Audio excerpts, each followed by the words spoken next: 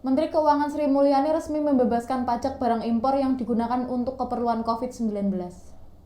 Aturan tersebut tertuang dalam Peraturan Menteri Keuangan Nomor 92 PMK.02 2021 tentang perubahan ketiga atas PMK Nomor 34 PMK.04 2020 tentang pemberian fasilitas kepabeanan dan atau cukai serta perpajakan atas impor barang untuk penanganan COVID-19.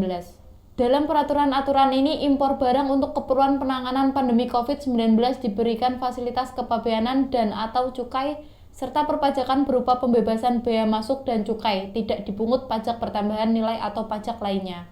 Rinciannya ada beberapa jenis barang yang pajaknya dibebaskan, terdiri dari test kit dan reagen laboratorium atau PCR test. Lalu virus transfer media, obat yang terdiri dari tocilizumab, intravenous immunoglobulin, insulin serta lopinavir dan ritonavir.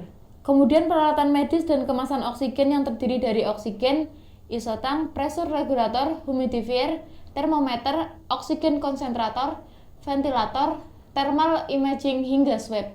Terakhir yaitu alat pelindung diri atau APD berupa masker N95. Untuk mendapatkan pembebasan bea masuk dan atau cukai serta perpajakan atas impor barang yang tercantum dalam lampiran serta telah mendapatkan nomor dan tanggal pendaftaran pemberitahuan pabean pada saat dimulainya PPKM darurat. Prosesnya diselesaikan berdasarkan ketentuan PMK 34 2020 sebagaimana telah diubah terakhir dengan PMK 149 2020.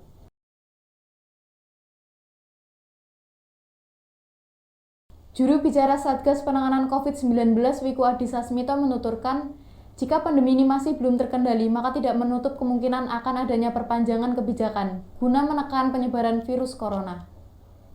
Hal tersebut menanggapi terkait kemungkinan adanya perpanjangan penerapan PPKM darurat. PPKM darurat sendiri mulanya diterapkan hanya di wilayah Jawa Bali mulai 3 Juli hingga 20 Juli mendatang.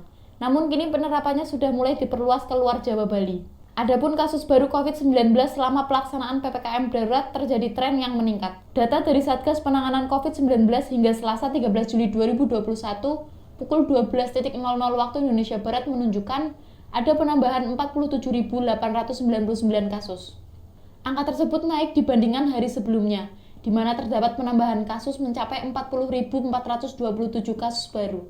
Berkaca pada bertambahnya kasus baru harian, Wiku menegaskan pemerintah terus-menerus melakukan evaluasi kebijakan berdasarkan perkembangan data epidemiologis yang ada, termasuk juga memperluas cakupan penerapan PPKM darurat keluar wilayah Pulau Jawa Bali sesuai dengan Instruksi Mendagri Nomor 20 Tahun 2021.